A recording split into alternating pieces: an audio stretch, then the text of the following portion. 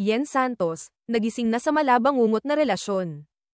Usap-usapan ngayon ng mga netizen ang pahayag ng kapamilya actress na si Yen Santos sa kanyang pinakabagong vlog, kung saan ibinahagi niya ang kanyang karanasan sa kanyang huling relasyon. Marami ang nagtatanong kung sino nga ba ang tinutukoy niya, lalo na't tila matindi ang naging epekto nito sa kanyang emosyon at pagkatao. Sa naturang vlog, tinanong si Yen tungkol sa pinakahuling relasyon niya. Bago pa man siya magsalita, mapapansin na tila napabuntong hininga siya, isang malinaw na senyales ng matinding ginhawa o kaluwagan na marahil ay matagal na niyang inaasam.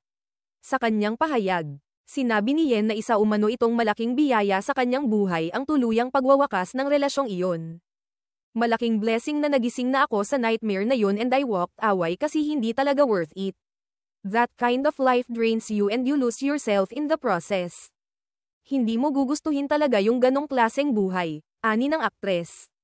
Ayon pa sa kanya, hindi raw sulit ang ganoong uri ng relasyon dahil nakakaubos ito ng enerhiya at pagkatao. Para kay Yen, ang ganitong klaseng pagsasama ay hindi makabubuti sa sinuman. Idinagdag pa niya na sa ganitong karanasan, unti-unti mong nakakalimutan kung sino ka talaga bilang isang tao. Hindi ko gugustuhin ang ganong klaseng buhay. Hindi ka lang napapagod pisikal, kundi emosyonal at mental din. Tila ba nawawala ka sa sarili mong landas, pahayag ni Yen.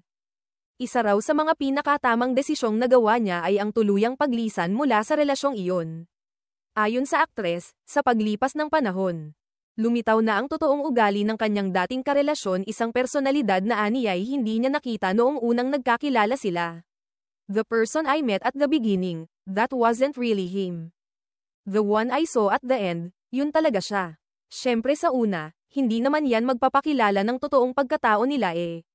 Gagawin nila lahat para makuha yung loob mo, tapos kapag nakuha na YNG loob mo, unti-unti na yan. Doon nalalabas yung totoong pagkatao nila, paliwanag ni Yen.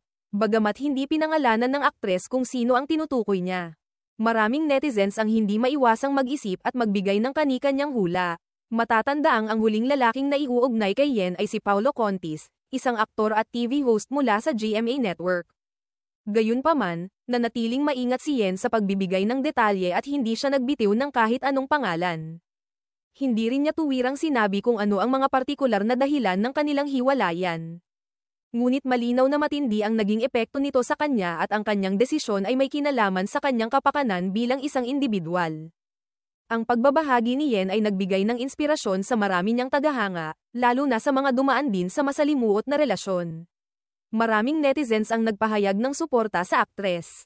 At pinuri siya sa kanyang katapangan na bitawan ang isang relasyong hindi na nakakabuti. Sa kabila ng lahat, tila handa na si Yen na harapin ang bagong yugto ng kanyang buhay. Mas pinili niyang ituon ang kanyang oras at lakas sa mga bagay na makapagpapasaya at makapagpapalago sa kanya bilang isang tao. Sa kanyang pagsasalita, naging malinaw na natuto siya sa kanyang nakaraan at ngayon, mas matatag, mas matalino, at mas maingat na siyang humaharap sa mga hamon ng buhay at pag-ibig.